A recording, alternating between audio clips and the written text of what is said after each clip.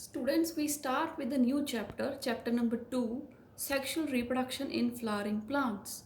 Or we can say sexual reproduction in angiosperms because angiosperms are the only flowering plants on the earth. So, in this chapter, first we have to discuss about the structure of the flower, which is the most important because the sexual reproduction takes place inside the flower. Now, what is a flower? Flower, it morphologically, if we see, it's a modified shoot apex which is meant for sexual reproduction of the plant. Then flowers, we can say that they are born on a short or a long stalk known as pedicel.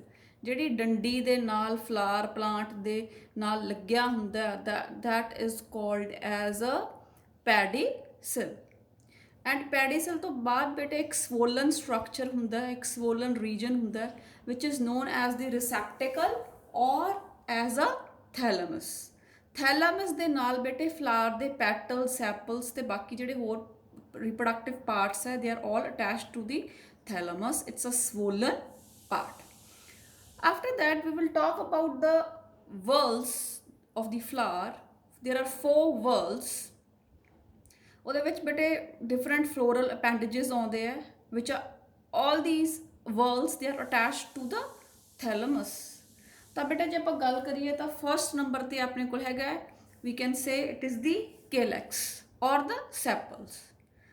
ठीक है, ਜਿਹੜੀਆਂ sepals are they are also called as calyx. They are green in color, mostly they are green in color, and their function is to protect the bud.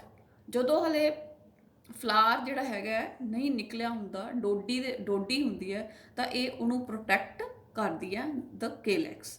So this is the first whorl, right? Then the inner to the calyx or the second whorl which we have to talk about are the petals or the corolla. Now the petals, they are always colored, they are showy, they are brightly colored, we can say, just to attract insects, right? They will have a special aroma to attract the insects, and even they have nectivorous glands with the help of which they are going to attract the insects. So both these calyx and corolla is together called as perianth. It can be called as perianth, and they are the sterile. Sterile means they don't participate in sexual reproduction. They are sterile, they are not able to reproduce, right? And non-essential, accessory or helping whorls, right? ਇਹਨਾਂ ਨੂੰ ਬੇਟਾ non essential ਕਿਉਂ ਕਿਹਾ? Non essential ਦਾ ਮਤਲਬ ਇਹ ਨਹੀਂ ਕਿ ਵੀ ਇਹ ਚਾਹੀਦੇ ਨਹੀਂ, ਦੇ ਆਰ ਨਾਟ ਇੰਪੋਰਟੈਂਟ, ਦੇ don't have any importance in the flower. Importance ਹੈ, they are attracting the ਜਿਹੜੇ ਪੈਟਲਸ ਹੈ they attract the insects for pollination. ਸੈਪਲਸ ਉਹਨੂੰ ਪ੍ਰੋਟੈਕਟ ਕਰ ਰਹੇ ਆ ਬਡ ਸਟੇਜ ਦੇ ਵਿੱਚ. in non-essential ਤਾਂ ਕੀ ਹੈ? because they have no importance, they have in the gamete formation, they don't play any role in the formation of gametes. That is why they are called as non-essential, right?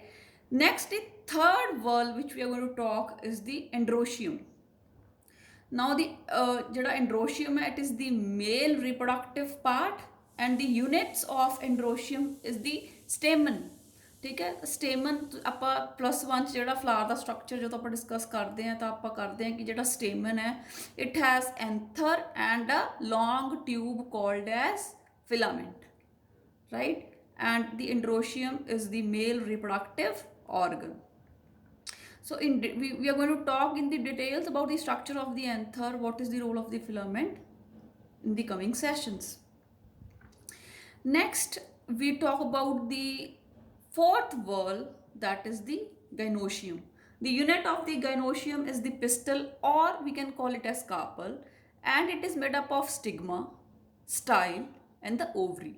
Inside the ovary are present the ovules.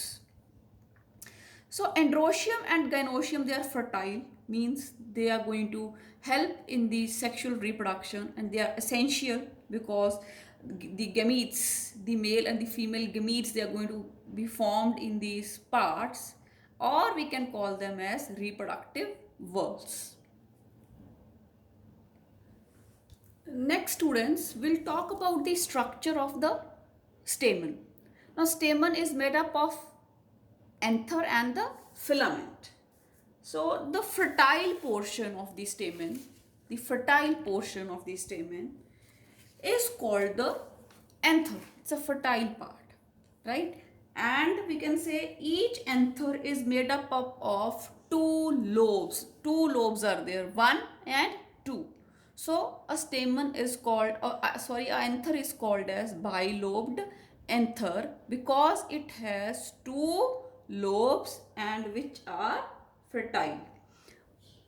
Both these lobes are connected by a connective, right? A connective jada main red colors dikha rahi hai, we can call it as a connector or a connective. It joins the two lobes. It is a sterile structure. It has no role to play in sexual reproduction, and vascular bundles, the xylem phloem, they are all present in the connector, right? ਹੁਣ ਬੇਟੇ ਜਿਹੜੇ ਇਹ two lobes ਹੈ, again each lobe has two theca. So the anthers are called as bithecous because they have two theca. Bi means two, thecus means theca. So bilobed is clear, means bi means two, lobed means two lobes. Every anther has two lobes, and every lobe has two theca, so we call it as bithecous. ਜੇ ਆਪਾਂ ਬੇਟੇ ਫਿਰ ਲੌਂਗੀਟਿਊਡਨਲੀ ਗੱਲ ਕਰੀਏ ਤਾਂ ਜਿਹੜੇ ਐਂਥਰ lobe ਹੁੰਦੇ ਆ ਇਹਨਾਂ ਦੇ ਅੰਦਰ ਇੱਕ ਲੋਬ ਦੇ ਅੰਦਰ ਅੱਗੇ ਦੋ ਚੈਂਬਰਸ ਹੁੰਦੇ ਆ, two pollen chambers. So in total anther has 4 pollen chambers. We'll discuss it in the next diagram. And bete we can say that ਜਿਹੜੇ ਸਪੈਸ਼ਲ ਜਿਹੜਾ ਆਪਾਂ ਕੇਸ ਜਿਹੜਾ ਹੈਗਾ ਡਿਸਕਸ ਕਰ ਸਕਦੇ ਹਾਂ ਕਿ ਜਿਹੜੇ ਮਾਲਵੇਸੀ ਫੈਮਿਲੀ ਹੈ ਉਹਦੇ ਜਿਹੜੇ ਐਂਥਰਸ ਹੈ they R kidney shaped, right? So they don't have 4 sacs, they have only 2 sacs, right?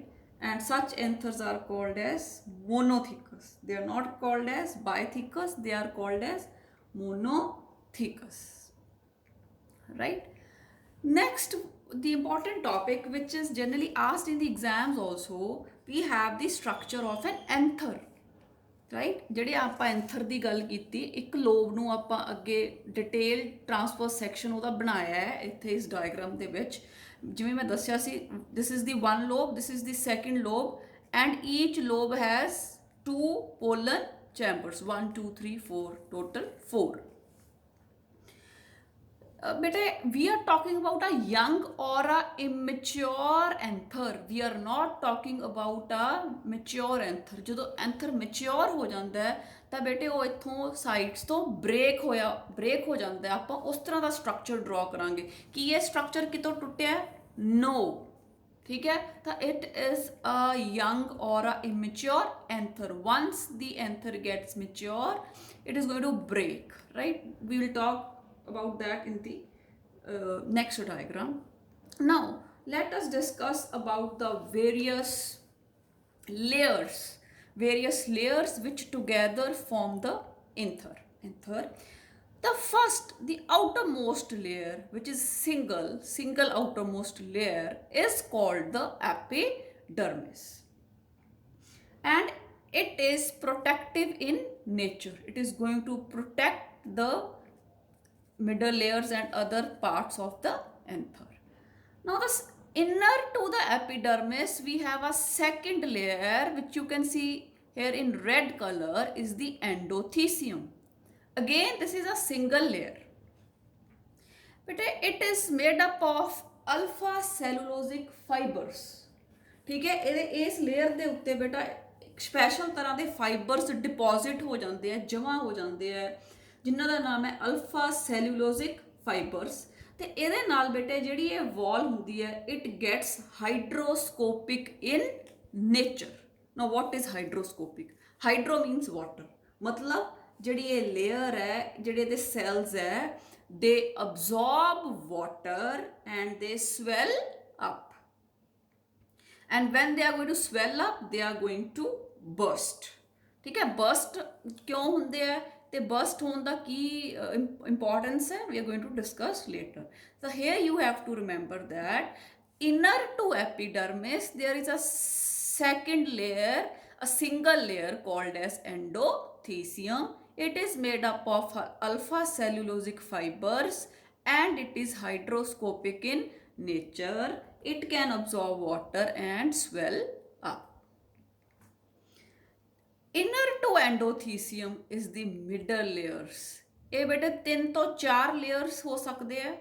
They are called as middle layers and they are ephemeral। Now what is ephemeral? Ephemeral means they are short lived and they easily degenerate, जल्दी खत्म हो जाती है, right? फिर बेटे ਆਪਾਂ ਜਿਵੇਂ ਪਹਿਲਾਂ ਵਾਲੇ ਡਾਇਗਰਾਮ 'ਚ ਕੀਤਾ ਸੀ ਕਿ देयर इज अ ਕਨੈਕਟਿਵ, ਤਾਂ ਇੱਥੇ ਆਪਾਂ ਸੈਂਟਰ ਦੇ ਵਿੱਚ ਦੋਨੋਂ ਲੋਬਸ ਨੂੰ ਜੁਆਇਨ ਕਰਦਾ ਇੱਕ ਸੈਂਟਰ ਦੇ ਵਿੱਚ ਆਪਾਂ ਇੱਕ ਸਟਰਕਚਰ ਡਰਾ ਕਰ ਰਹੇ ਹਾਂ, that is the connective, right?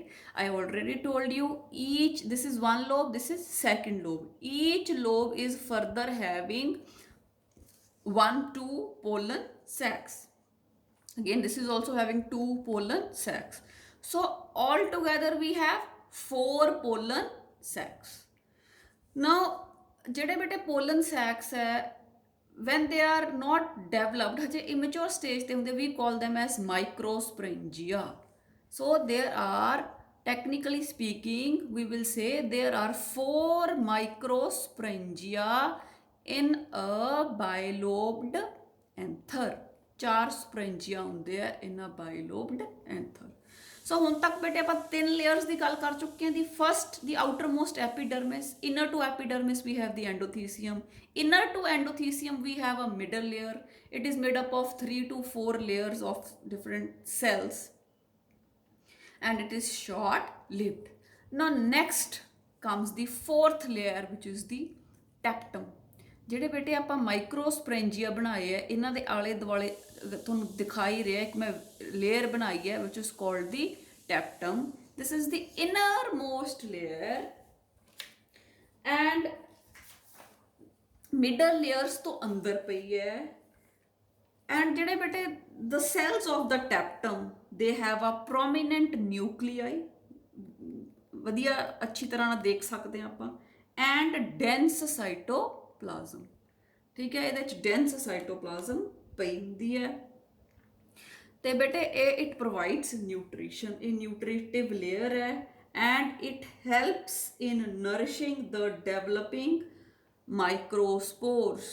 microspores bete can also be called as pollen grains। फिर pollen grains bete are called the male gametes which are transferred during the process of pollination। ਤਾਂ ਆ ਜਿਹੜੇ 4 sacs ਬਣੇ ਆ ਇਹਨਾਂ ਦੇ ਵਿੱਚ pollen grains ਦੀ development ਹੋਣੀ ਹੈ। ਇਹਨਾਂ ਨੂੰ ਆਪਾਂ ਮਾਈਕਰੋਸਪ੍ਰੈਂਜੀਆ ਕਿਹਾ ਹੈ ਤੇ ਇਹਨਾਂ ਦੇ ਅੰਦਰ ਜਿਹੜੇ ਸਟਰਕਚਰਸ ਬਣਨੇ ਆ, ਜਿਹੜੇ ਛੋਟੇ ਛੋਟੇ ਸਪੋਰਸ ਬਣਨੇ ਆ, we call them as microspores or we can call them as pollen grains।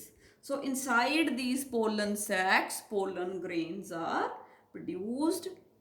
ਟੈਪਟਮ is the nutritive layer. ਜਦੋਂ ਬੇਟੇ ਉਹ ਪੋਲਨ ਗ੍ਰੇਨਸ ਅੰਦਰ ਡਿਵੈਲਪ ਹੋ ਰਹੇ ਹੁੰਦੇ ਆ ਤਾਂ ਜਿਹੜੀ ਟੈਪਟਮ ਹੈ ਇਹ ਇਹਨਾਂ ਨੂੰ ਨਿਊਟ੍ਰੀਸ਼ਨ ਦਿੰਦੀ ਹੈ ਤਾਂ ਕਿ ਉਹ ਈਜ਼ੀਲੀ ਗਰੋ ਕਰ ਪਾਉਣ। ਹੁਣ ਜਿਹੜੀ ਬੇਟੇ ਟੈਪਟਮ ਹੈ it is of 2 types, amoeboid। the cells of the teptum are of 2 types, amoeboid and glandular or secretory। so first let's talk about the amoeboid।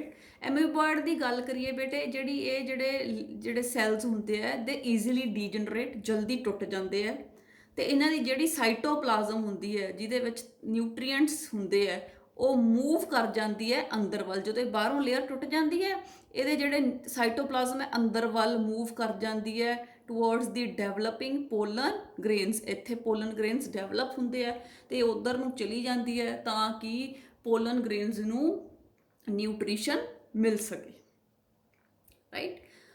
Next is the second type of cells. They are glandular or secretory cells. Secretory cells, they bete, there are four functions. First is they are going to produce the Ubish body. Second is they produce the pollen kit. Third is they produce the callose enzyme. And fourth, they produce compatible proteins. ਨਾ ਜਿਹੜੀ ਯੂਬਿਸ਼ body ਹੁੰਦੀ ਹੈ ਬੇਟੇ, ਇਹ ਜਿਹੜੀ pollen grain ਦੀ ਬਾਹਰਲੀ layer ਹੁੰਦੀ ਹੈ ਐਗਜ਼ਾਈਮ, ਉਹਨੂੰ ਬਣਾਉਣ 'ਚ ਹੈਲਪ ਕਰਦੀ ਹੈ। ਠੀਕ ਹੈ, ਆਪਾਂ ਅੱਗੇ ਜਾ ਕੇ ਪੋਲਨ ਗ੍ਰੇਨ ਦਾ ਸਟਰਕਚਰ ਕਰਾਂਗੇ, ਦੀ things will be more clear. ਫਿਰ ਪੋਲਨ ਕਿਟ ਬੇਟੇ ਇੱਕ ਸਟਿੱਕੀ ਯੈਲੋਇਸ਼ ਸਟਿੱਕੀ ਮਟੀਰੀਅਲ ਹੁੰਦਾ ਜਿਸ ਦੇ ਨਾਲ ਜਿਹੜਾ ਹੈ ਪੋਲਨ ਗ੍ਰੇਨ ਨੂੰ ਡਿਸਪਰਸਲ ਜਿਹੜਾ ਜਦੋਂ ਹੁੰਦਾ ਉਦੋਂ ਉਹਦੇ 'ਚ ਹੈਲਪ ਹੁੰਦੀ ਹੈ। Callose enzyme and compatible proteins, ਜਦੋਂ ਪੋਲੀਨੇਸ਼ਨ ਹੋ ਜਾਂਦੀ ਹੈ ਉਸ ਤੋਂ ਬਾਅਦ compatible proteins have a role to play, we will discuss this. I hope the structure of a young, the immature anther is clear. Immature ਤਾਂ ਕਿ ਹੈ ਕਿਉਂਕਿ ਹਲੇ ਬਣ ਰਿਹਾ ਹੈ, ਜਦੋਂ ਮੈਚਿਓਰ ਹੋ ਜਾਂਦਾ ਹੈ it is going to burst, the layers are going to break। structure of anther ਜੇ ਆਪਾਂ ਗੱਲ ਕਰੀਏ, there are four layers: epidermis, endothelium, middle layers and teptum। every anther has four microsporangia, so it is called as tetrasporangiate। tetra means four, sporangiate means sporangia, so it is having four microsporangia or four pollen sacs। ਮਾਈਕਰੋਸਪੋਰੈਂਜੀਆ ਦੇ ਅੰਦਰ ਬੇਟੇ ਛੋਟੇ ਛੋਟੇ spores ਬਣਨੇ ਆ, which are called as microspores, or we can call them as pollen grains। Next we talk about the transfer section of a mature anther. ਹੁਣ ਆਪਾਂ ਦੇਖ ਸਕਦੇ ਹਾਂ ਇੱਥੇ ਓਪਨਿੰਗਸ ਬਣ ਗਈਆਂ, ਵਾਲਸ ਬ੍ਰੇਕ ਹੋ ਗਈਆਂ, ਤਾਂ ਮੈਚਿਓਰ ਐਂਥਰ ਦੀਆਂ ਵਾਲਸ ਇੱਥੋਂ ਬ੍ਰੇਕ ਹੋ ਜਾਂਦੀਆਂ, ਐਂਡ ਜਿਹੜੀਆਂ ਇਹ ਓਪਨਿੰਗਸ ਹੈ ਜਿੱਥੋਂ ਇਹ ਬ੍ਰੇਕ ਹੋਈਆਂ, we call it as stomium। these openings are called as stomium।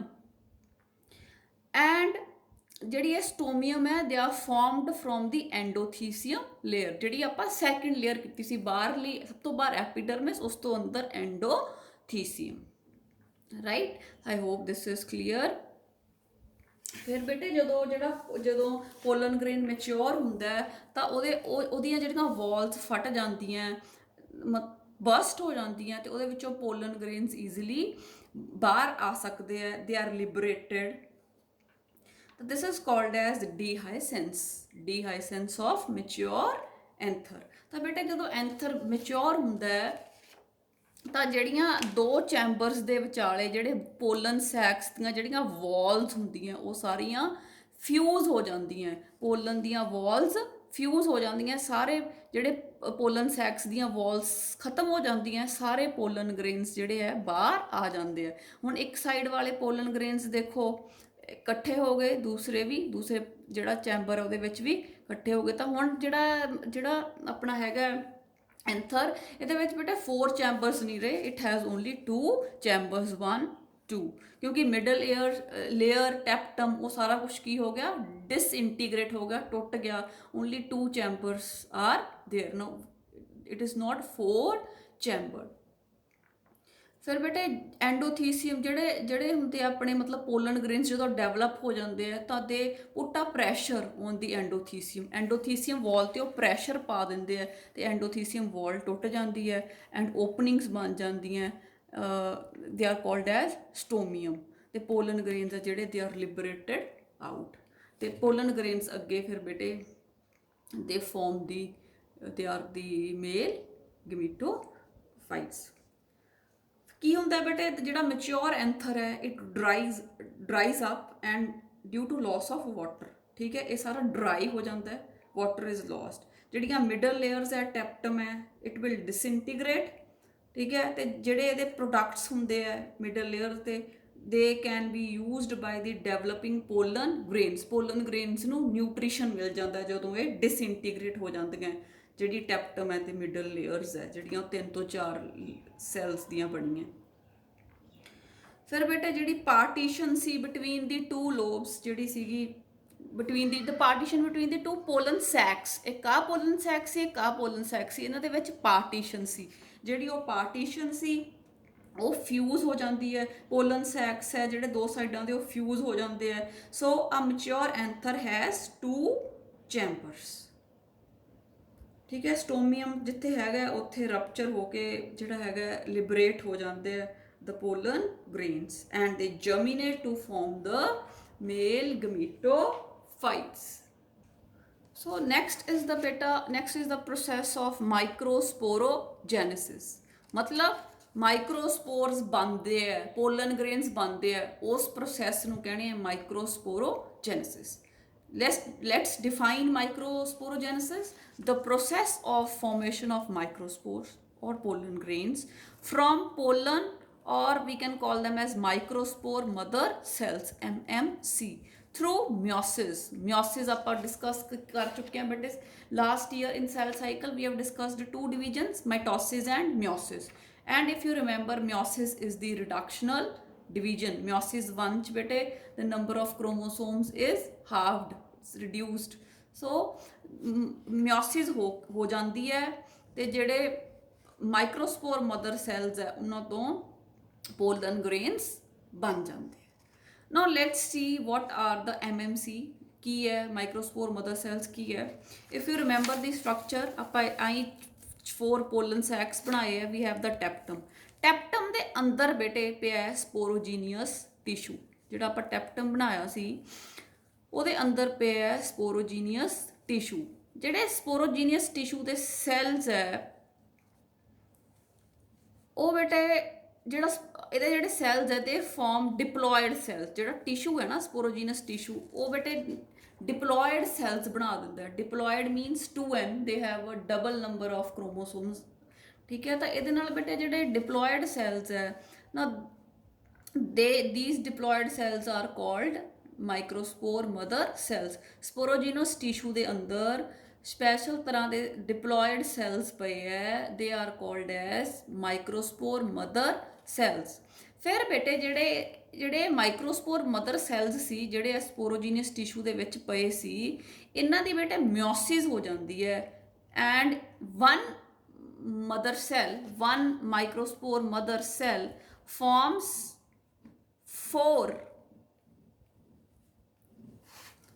4 new cells, and these cells have haploid.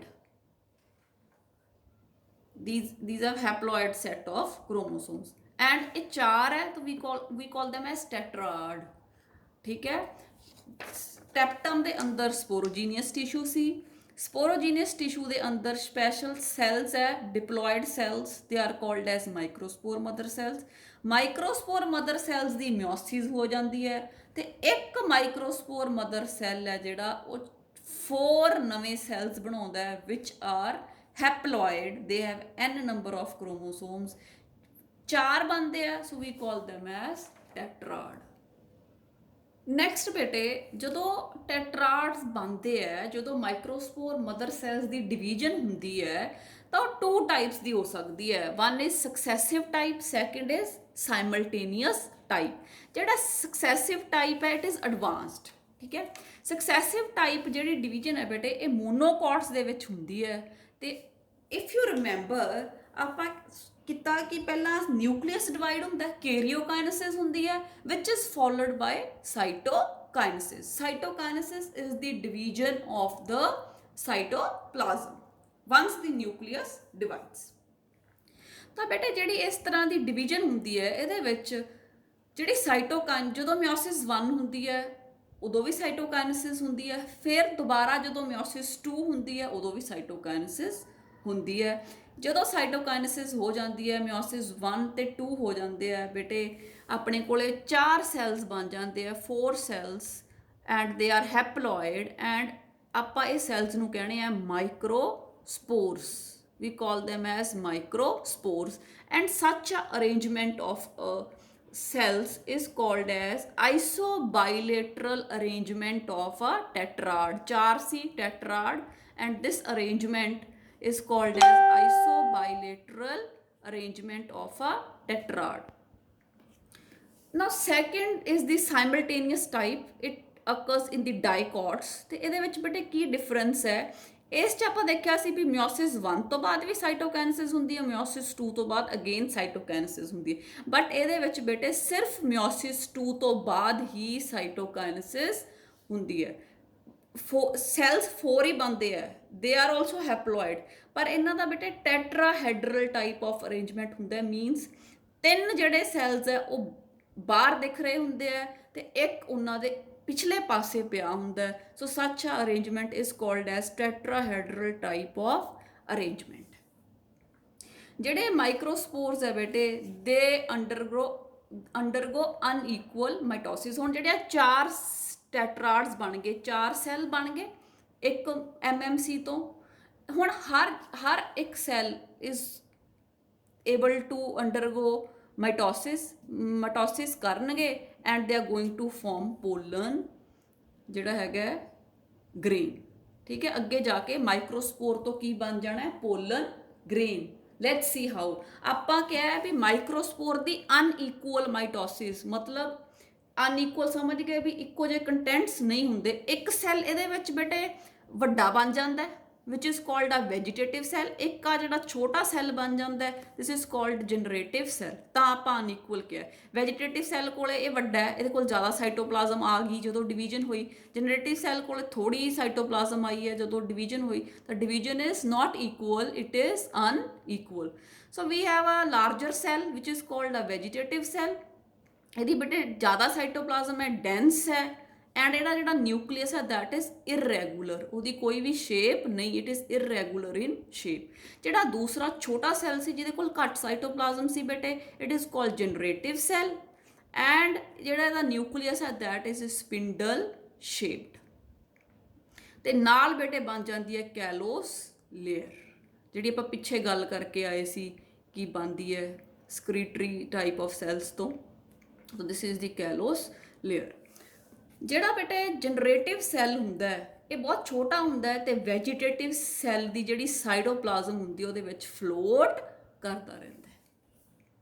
ਠੀਕ ਹੈ, ਤਾਂ ਹਰ ਇੱਕ ਮਾਈਕਰੋਸਪੋਰ ਤੋਂ ਪੋਲਨ ਗ੍ਰੇਨ ਬਣਨਾ ਹੈ ਫਰੋਮ ਐਵਰੀ, ਜਿਹੜੇ ਵੀ ਆ 4 ਬਣਿਆ ਸਾਰਿਆਂ ਤੋਂ ਬਣਨਾ ਹੈ। ਤਾਂ ਇਹਨਾਂ ਦੀ ਹਰ ਕਿਸੇ ਦੀ ਜਿਹੜੀ ਡਿਵੀਜ਼ਨ ਹੁੰਦੀ ਹੈ ਮਾਈਟੋਸਿਸ ਹੁੰਦੀ ਹੈ, ਇੱਥੇ ਜਿਹੜੀ ਇਕੁਅਲ ਡਿਵੀਜ਼ਨ ਹੁੰਦੀ ਹੈ ਮਾਈਟੋਸਿਸ।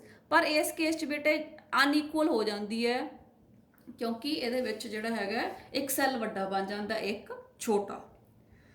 ਹੁਣ ਜਿਹੜਾ ਵੈਜੀਟੇਟਿਵ ਸੈੱਲ ਹੈ ਬੇਟੇ ਇਹਨੂੰ ਟਿਊਬ ਸੈੱਲ ਵੀ ਕਹਿ ਸਕਦੇ ਆ, and it is rich in starch, protein, fat and cell ਆਰਗੇਨਲੀਜ਼।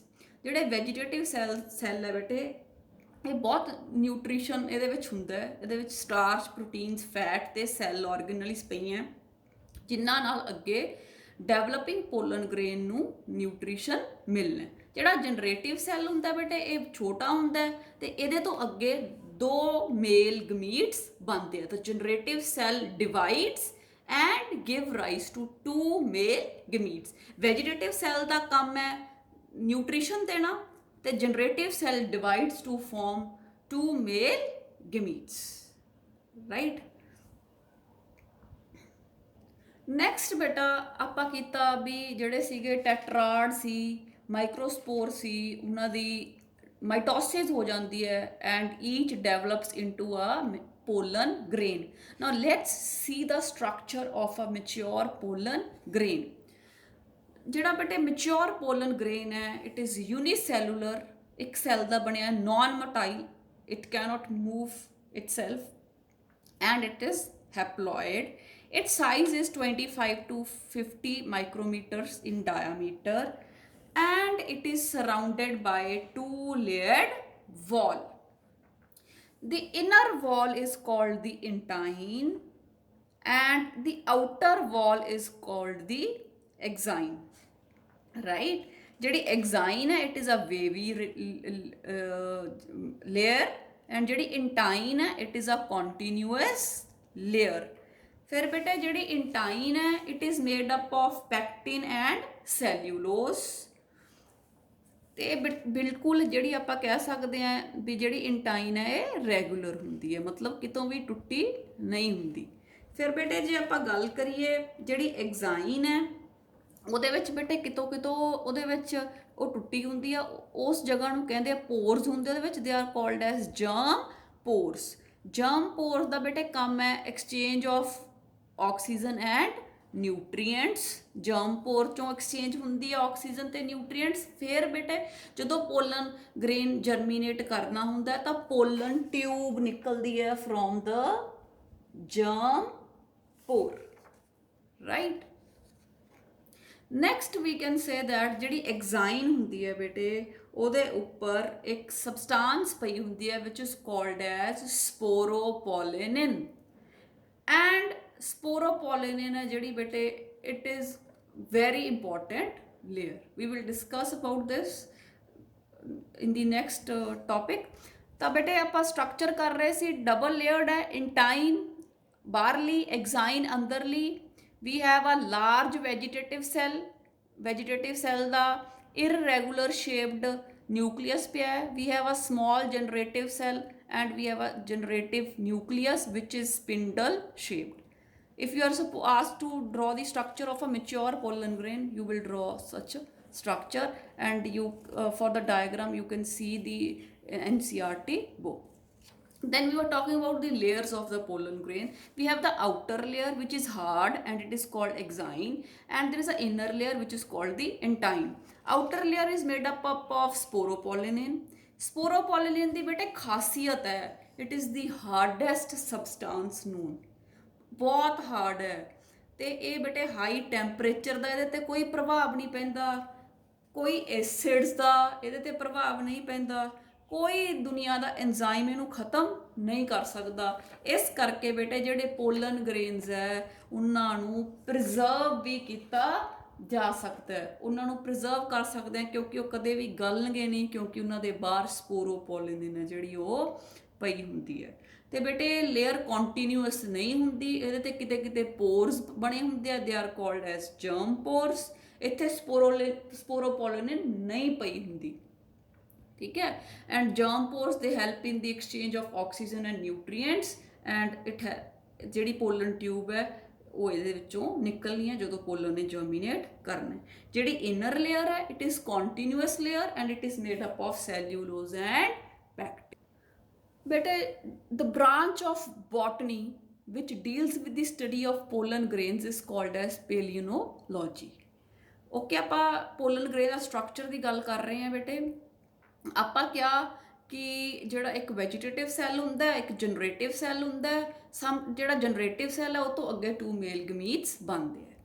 ਹੁਣ ਬੇਟੇ ਇਹ ਆਉਂਦਾ ਵੀ ਜਿਹੜਾ 60% ਆਫ ਦਾ ਐਂਜੀਓਸਪਰਮਸ ਹੈ ਉਹਨਾਂ 'ਚ ਜਿਹੜਾ ਪੋਲਨ ਗ੍ਰੇਨ ਹੈ ਉਹ ਬੇਟੇ ਐਂਥਰ ਚੋਂ ਬਾਹਰ ਆ ਜਾਂਦਾ, it's shed at 2 salad stage. ਜਦੋਂ ਉਹ 2 ਸੈਲਡ ਹੁੰਦਾ ਮੀਨਸ ਉਹਦੇ 'ਚ ਇੱਕ ਵੈਜੀਟੇਟਿਵ ਸੈੱਲ ਹੁੰਦਾ, ਇੱਕ ਜਨਰੇਟਿਵ ਸੈੱਲ ਹੁੰਦਾ, ਤਾਂ ਐਂਥਰ ਜਿਹੜਾ ਹੈਗਾ ਉਹ ਡੀਹਾਈਸੈਂਸ ਹੋ ਜਾਂਦਾ ਹੈ ਤੇ ਉਹਦੇ 'ਚੋਂ pollen grains they are released. ਜ਼ਿਆਦਾ ਐਂਜੀਓਸਪਰਮਸ 60% ਐਂਜੀਓਸਪਰਮਸ ਜਿਹੜਾ 2 ਸੈਲਡ ਸਟੇਜ ਤੇ ਜਿਹੜਾ ਪੋਲਨ ਗ੍ਰੇਨ ਹੈ ਉਹ ਬਾਹਰ ਆ ਜਾਂਦਾ, ਉਸ ਤੋਂ ਬਾਅਦ ਉਹਦੀ ਪੋਲੀਨੇਸ਼ਨ ਹੋ ਸਕਦੀ ਹੈ ਥਰੂ ਐਨੀ ਏਜੰਸੀ। ਤੇ